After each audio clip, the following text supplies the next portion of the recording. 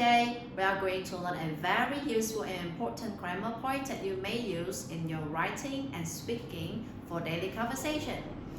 And before we start our lesson today, I would like you guys to watch a short video clip. I have to learn hard to get good results.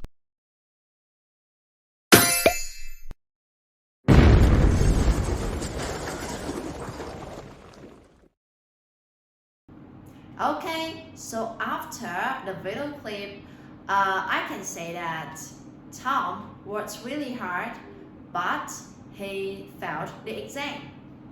Or in another word, I can say that although Tom worked really hard, he still failed the exam.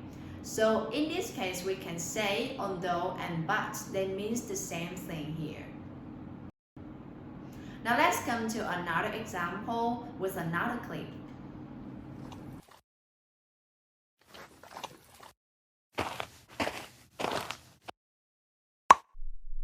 She keeps eating all day, however, she still gets fit. Okay, so what can we say about the clip? Well, I can say that although she eats a lot, she is still thin, right? So in another way, I can say despite eating a lot, she is still thin. Okay, so here is another example for you guys. Now look at a little girl.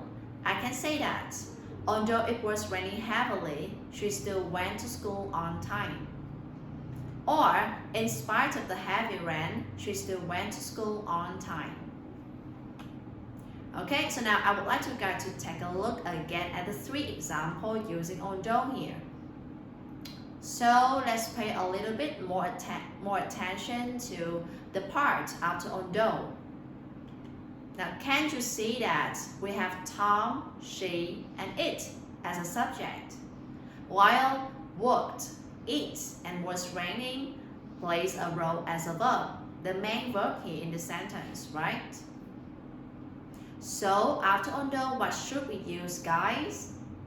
Yes, after although we should use a clause, or you can say an adverb.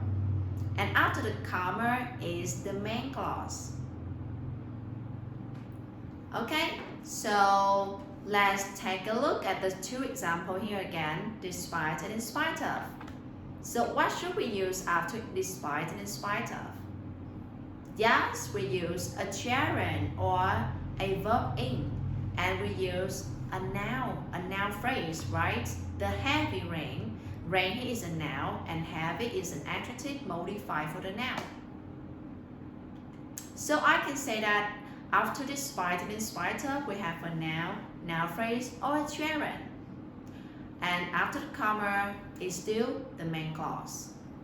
So here, you may have a question in your mind that, so when should we use a gerund instead of a noun or noun phrase? Well, to answer this question, I would like you guys to look again at these two examples over here. But this time, you will pay more attention to the subjects. She, it, and she. So now, in the first example, she eats a lot and she is still thin. Can you see that she here refers to the same person? But in another example, the second one, it and she, do they refer to the same person? No, of course not, right? So we can say that if the two clauses share the same subject, we will use a gerund. But if they do not share the same subject, we need to find a noun clause. In this case, the heavy rain. Okay, so now let's take a look again at the formula before we come to the second part. So when we talk about concession, although, we have two structures. For the clauses, we have though, even though, and although, and after that, we need a clause, an adverb. And for the phrases, we have in spite of and despite, and they need to be followed by a noun phrase, or a gerund. And after the comma is the main clause. And remember that if you want to use a gerund, the two subjects in the two clauses have to be the same. Okay, now let's come to a little bit, a small practice for you guys. Now let's watch a video clip and try to form a sentence using although.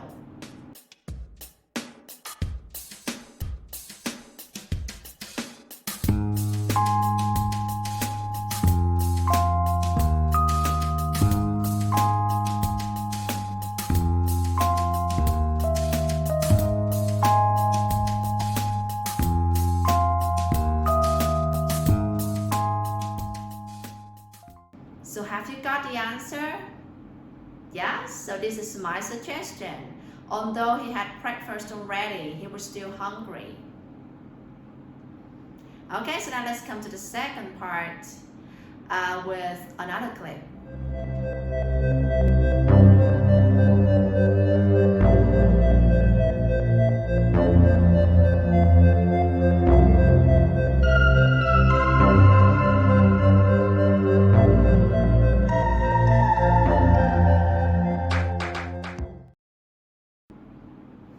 Okay, so from the clip, I can say that because he was too careless, he had an accident.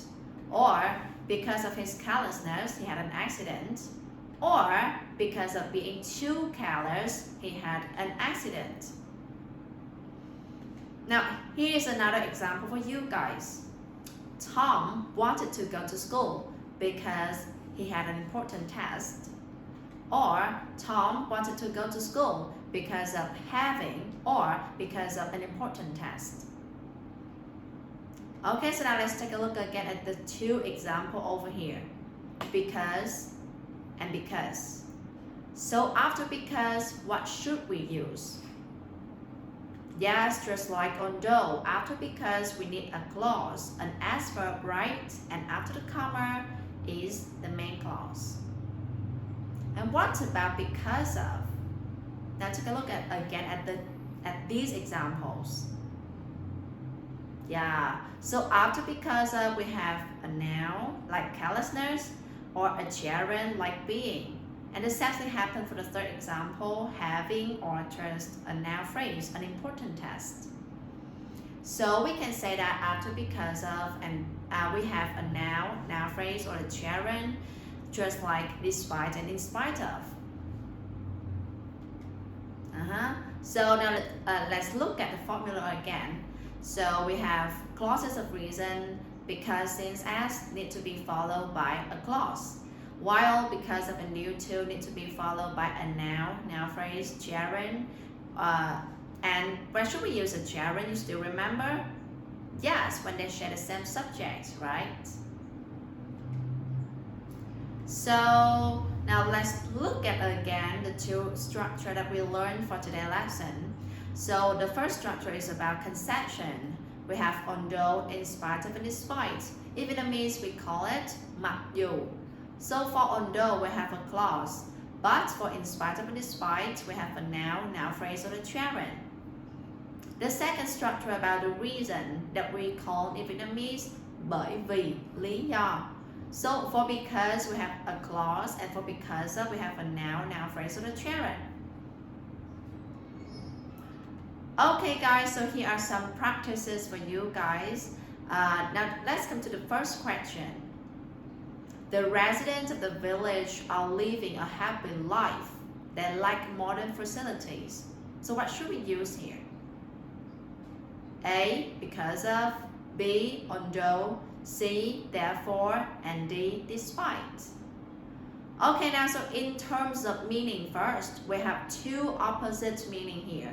One, happy, and the second is lack facilities.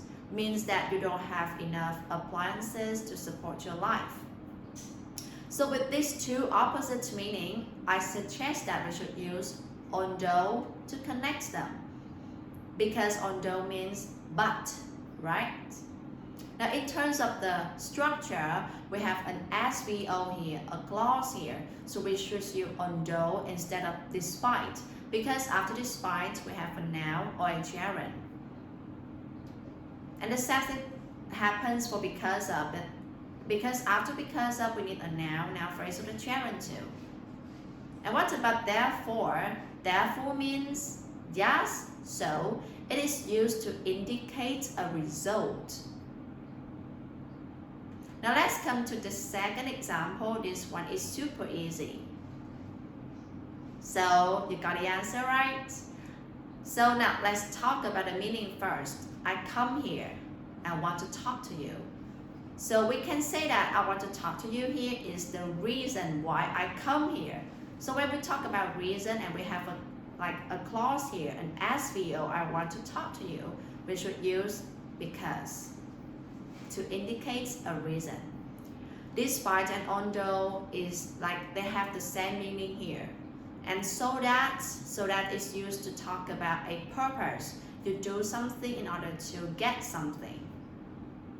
So the most suitable answer here is because. Now let's come to the third exercise. She got bad grades, her hard work. So you can see that her hard work here is a noun phrase, right? And obviously we cannot use although to talk about it. And we have to use in spite of plus a noun or a noun phrase. Because and due to means the same thing. They are used to talk about a reason. So obviously in this case they have no meaning. They make no sense at all. And the answer here must be in spite of.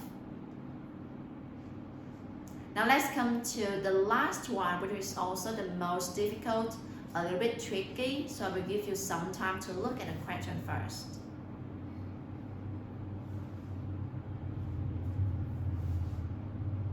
So here, in terms of meaning, we have two, let's say, phrases we need to pay attention to.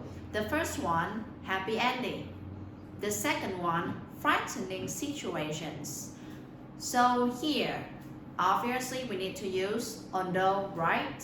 Like the fairy tales, they have happy ending, but the story, the plot, have very frightening situations, or the scenes is really frightening, like children are battered in the forest and terrifying giants. So obviously they are opposite to each other, so we should use although.